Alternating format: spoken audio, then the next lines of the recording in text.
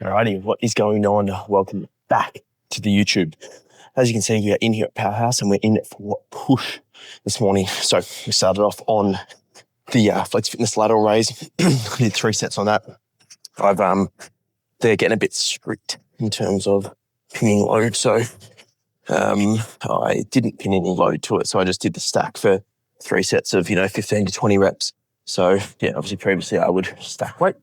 Got a really good double contraction on it, making sure I'm spending time in the lengthened as well as contracted position. Minimal swing, if any, keeping the reps relatively continuous. So anyway, felt good. I suppose I need to reflect on the fact that the purpose of that movement is not necessarily load as heavy as possible. It's get a good connection as we transition now to the shoulder press. Obviously the new tech shoulder press as the main shoulder movement. All right, pump coverage back on now that the elbow sleeves are on. So I haven't done this session in 4 weeks, just through virtue of typically, obviously, this session will be on weekends. Been pretty busy on weekends, the past couple of weekends. Obviously, I was up at WNBF Brisbane a couple of weeks ago. And just, again, through timing, I've done a few sessions, obviously, at Durham and Doherty's as a push session, which had been like the incline dumbbell session, just purely from the timing to make sure that I'm spending as much time at home as possible. Whereas this morning, I have the ability to come and train here, which I'm thankful for. So let's get some warm-ups done and see what we can work up to. One of the things that I talk to my clients about and newer clients is sort of warm-up sets and what that looks like. So it just ultimately depends, doesn't it, on the movement itself. So like a lateral raise or like a bicep curl, you're probably not going to need huge amounts of warm-up sets compared to like a shoulder press, for example. So I roughly know that 4.5 plates is probably going to be a top set for me, give or take. So it's like, not like I can go straight to 4.5 plates, or I can't do, 3 plates, then straight to 4.5. So I've done 1 plate, I've done 2 plates, I'm about to do 3 plates, then I'll do 4 plates. See how that feels. Maybe go 4.5 and a bit, but we'll see. And then again, the other thing is then when do I need wrist wraps? Typically it's, once I, surpass 4 plates or 3.5, 4 plates, I tend to put them on.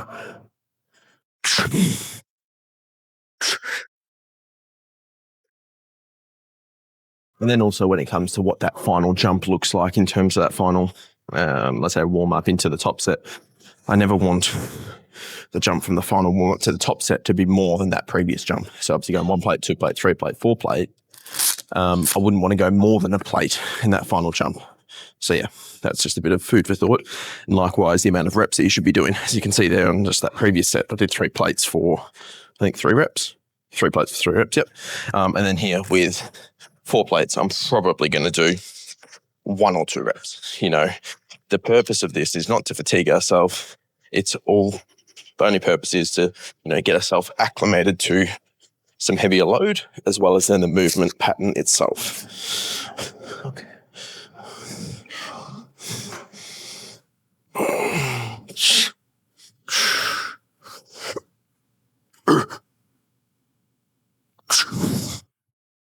To give you a bit of insight into my thought process here on a top set, looking back at my logbook from 4 weeks ago, I did 4.5 plates for 8, and then the 2 rotations prior to that were 4.5 plates for 8. Before that, I was up to 4.75 plates, but was sort of stuck on that sort of 5 rep range. So I went back to 4.5 and did that for 3 rotations for 8. I feel like that's sort of somewhat at the top end of my rep range potentially. So I'm adding 1.25. So doing 4.5 plus a 1.25 per side. So a little micro progression here. We'll see if we can match reps or get relatively close. But in saying that, I'm looking at my notes from last rotation. 4.5 plates for 8, same weight, match reps. The last rep was a little bit of a grinder, but always there. So just a bit of food for thought and things I'm considering going to this set. But I'll take anywhere between sort of 6, 7, 8 reps would be awesome. But sort of 6, 7 reps would be pretty solid. So let's get that on, get some hype music going, and we'll get after it. Oh.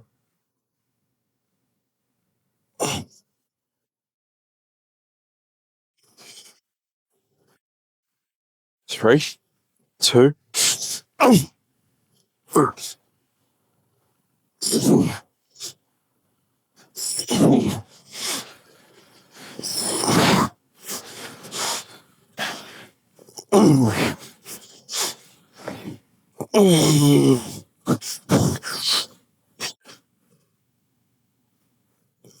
We'll take that. That's 7 reps.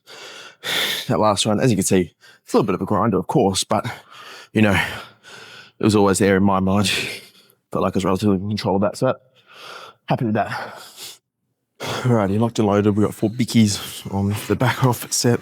You know, I look back at prep videos at times and see that this was a top set loading, which is funny with how this moves, but that's understandable given the strong correlation between body weight and weight moved on pressing movements. So we'll give this a whirl.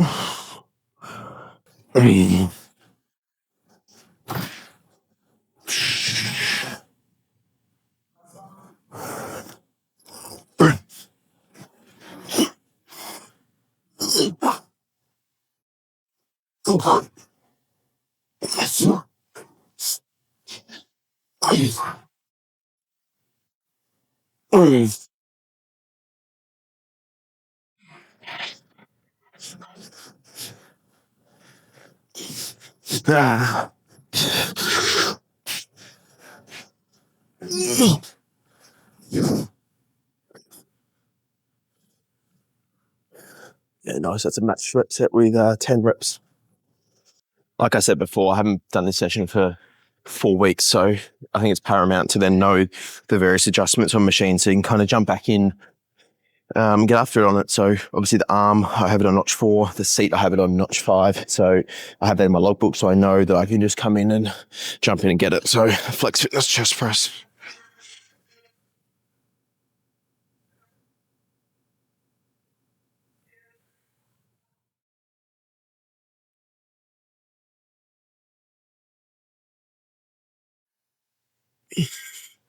And the reason that adjustments are so important is because you want to make sure that you can get sufficient range at the bottom without putting your shoulder into a compromised position.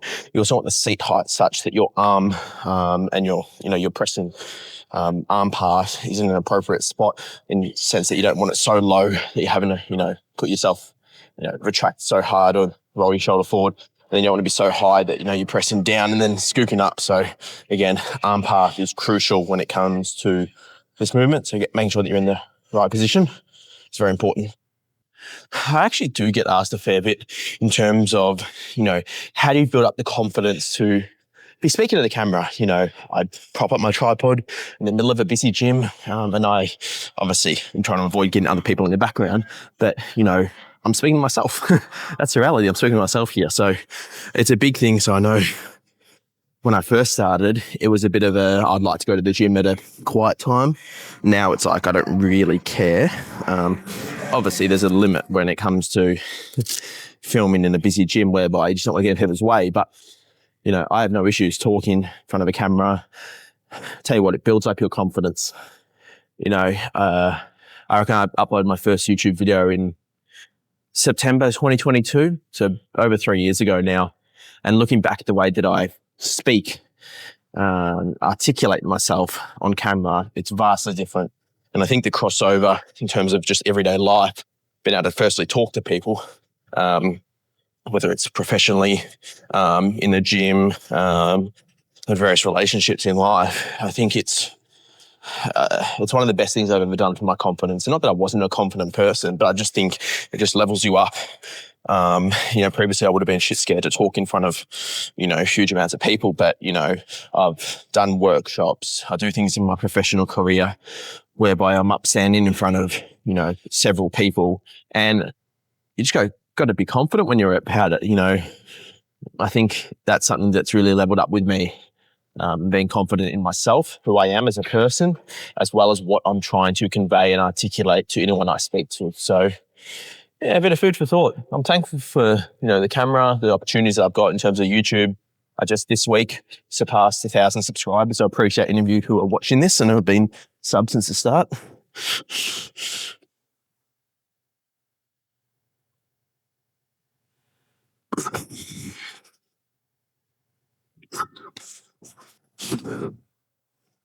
But my advice for anyone who's, maybe lacking that confidence, it's sort of like, you've just got to get out there and do it.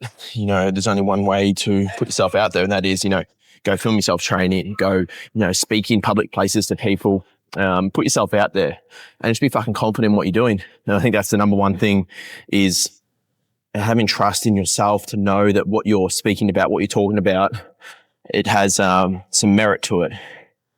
So yeah, bit of food for thought. I probably rambled there for a little bit. We're 2 and a bit, maybe 3 minutes. So anyway, let's chuck some more weight on and do a top set.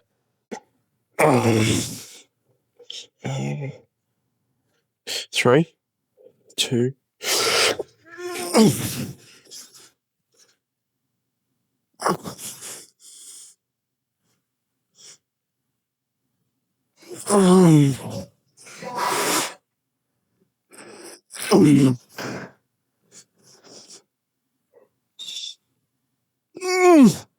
Haha.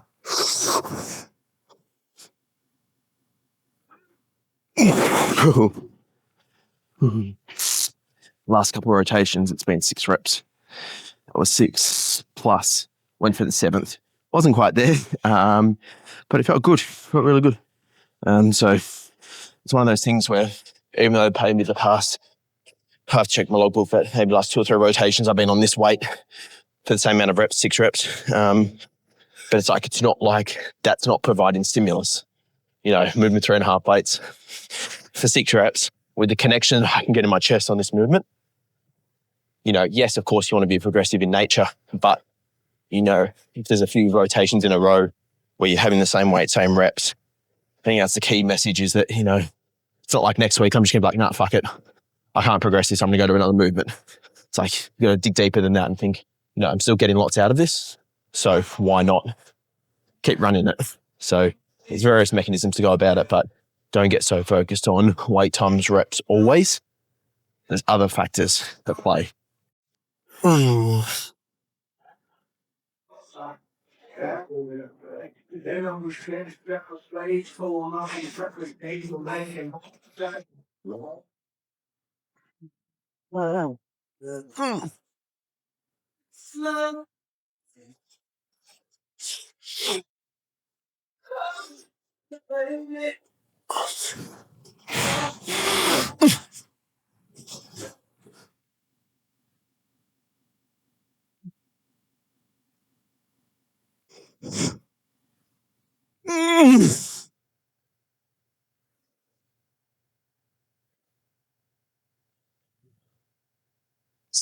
yeah, that's 11 reps. Went for the 12s. Not quite there, but I'll take it. Alrighty, we're on the dip. We've got 6 plates plus a 5 on one side, so 125 loaded. Oop, that seatbelt is not going to stay there. Anyway, often the hardest part with this is just getting it down. I would ordinarily ask someone for a lift off, but I can't be asked talking to someone, so we'll just fucking raw dog it and see how we go.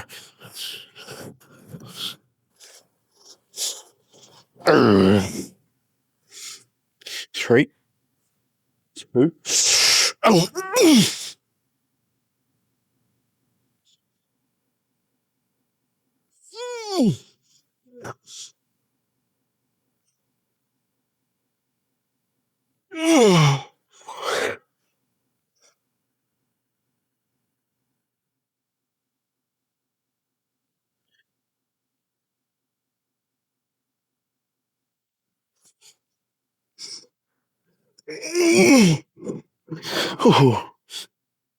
As you can see, if it wasn't for the seatbelt, I would be fucked. I just did a lighter weight, higher rep set prior to this. I just find it's helpful in terms of lubing the elbows up. Not that they really need it. It's just more so get a little bit of pump, get a bit of juice in those triceps.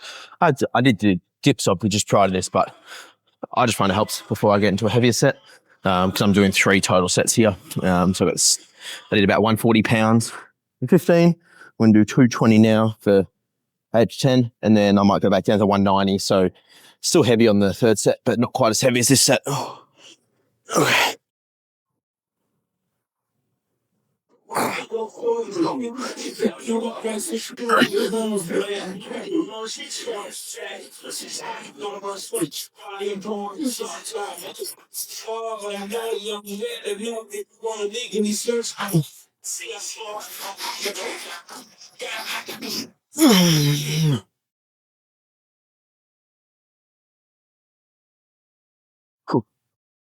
Generally speaking, I'm quite particular in terms of the exercise order, particularly at the start of a session.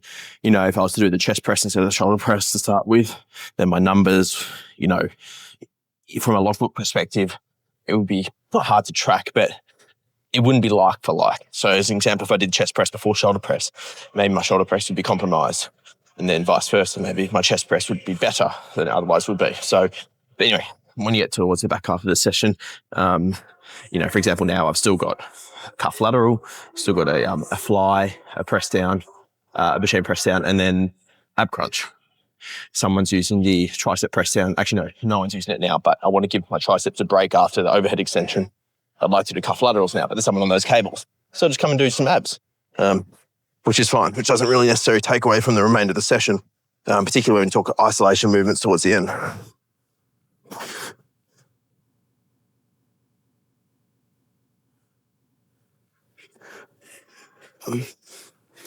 I was just looking at a woman walk past with her pram.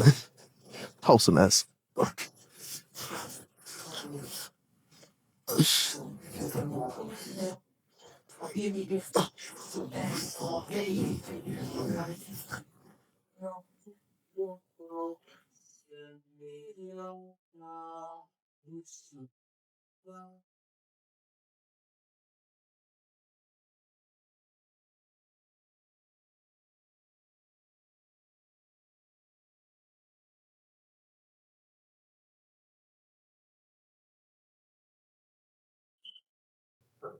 All right, on the tough stuff, tricep extension, I got 17.5 kilos loaded. I did do 10 kilos loaded for more of a, similar to what I did on the overhead extension, more of a primer slash get accustomed to the movement.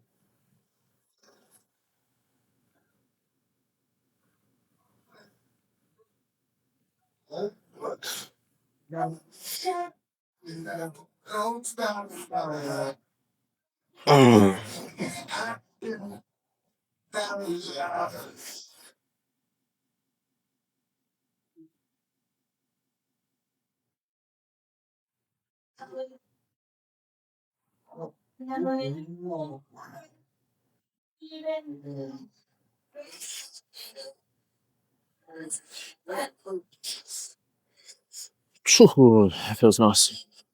Alrighty, someone is on the cable still, so we'll come from the fly. Get a nice pump.